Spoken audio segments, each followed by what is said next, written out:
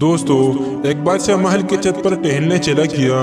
ٹہلتے ٹہلتے اس کی نظر محل کے نزدیک گھر کی چھت پر پڑی، جس پر ایک بہت خوبصورت عورت کپڑے سکھا رہی تھی۔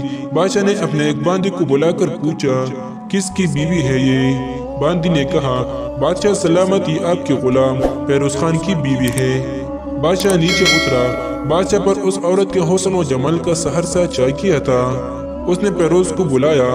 فیروز حاضر ہوا تو بادشاہ نے کہا، فیروز، ہمارا ایک کام ہے، ہمارا یہ خط فلاں ملک کے بادشاہ کو دو اور مجھے اس کا جواب بھی ان سے لے آنا۔ فیروز بادشاہ کو حکم سر آنکھوں پر، اور وہ اس خط کو لے کر گھر کی طرف واپس آ گیا۔ خط کو اپنے تکیے کے نیچے رکھ دیا، سفر کا سامان تیار کیا، رات گھر میں گزری اور صبح منزل مقصود پر روانہ ہو گیا۔ اس بات سے لا علم تھا کہ بادشاہ نے اس کے ساتھ کیا چال چلی ہے۔ ادھر فیروز جیسے ہی نظروں سے اوجھل ہو گیا، بادشاہ چپکے سے فیروز کے گھر پہنچا اور آہستہ فیروز کے گھر کا دروازہ کٹکھٹایا۔ فیروز کی بیوی پوچھا، کون ہے؟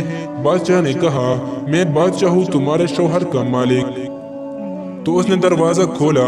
بادشاہ اندر آ کر بیٹھ گیا۔ فیروز کی بیوی نے حیران ہو کر کہا، آج بادشاہ سلامت یہاں ہمارے غریب خانے میں ہے۔ بادشاہ نے کہا، میں یہاں مہمان بن کر آیا ہوں۔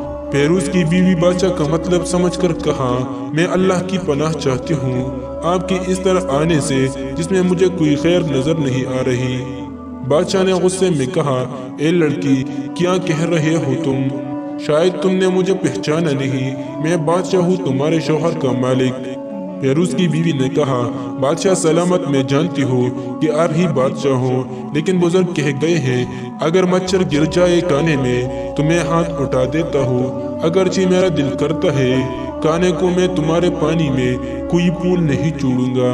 لوگوں کا بکثرت یہاں آنے جانے کی وجہ سے شیر کو اگرچہ جتنی بھی تیز بھوک لگی ہو، لیکن وہ مردار تو نہیں کھانا شروع کر دیتا، اور کہا، بادشاہ سلامت، تم اس کٹورے میں پانی پینے آ گئے ہو جس میں تمہارے کتے نے پانی پی لیا ہے۔ بادشاہ کو اس عورت کی باتوں سے بڑا شرمسار ہوا اور اس کو چھوڑ کر واپس چلا گیا، لیکن اپنے چپل وہاں پر بھول گیا۔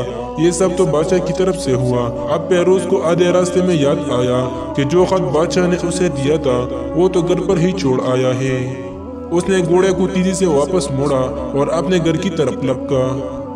فیروز اپنے گھر پہنچا تو تکیے کے نیچے سے خط نکالتے وقت اس کی نظر پلنگ کے نیچے پر بادشاہ کے چپل پر پڑی، جو وہ جلدی میں بھول گیا تھا۔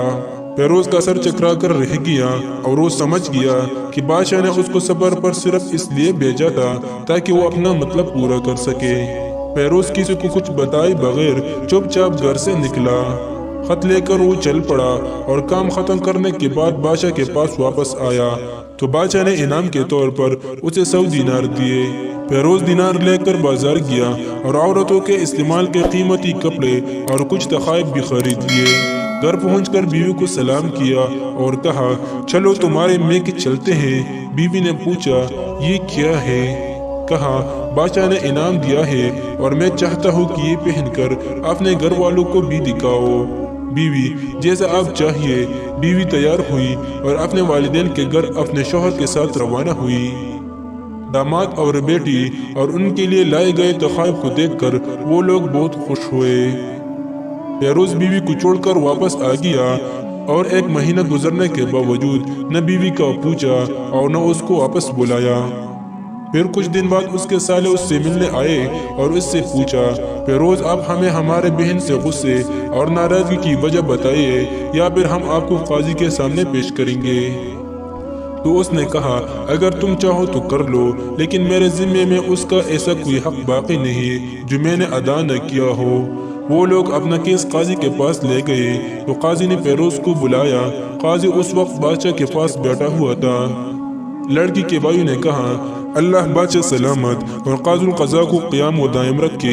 قاضی صاحب، ہم نے ایک سرسبز باغ درخت پھلوں سے بھرے ہوئے اور ساتھ میں میٹھے پانی کا کنواں اس شخص کے حوالے میں دیا، تو اس شخص نے ہمارا باغ اجاڑ دیا، سارے پھل کر لیے، درخت کاٹ لیے اور کنویں کو خراب کر کے بند کر دیا۔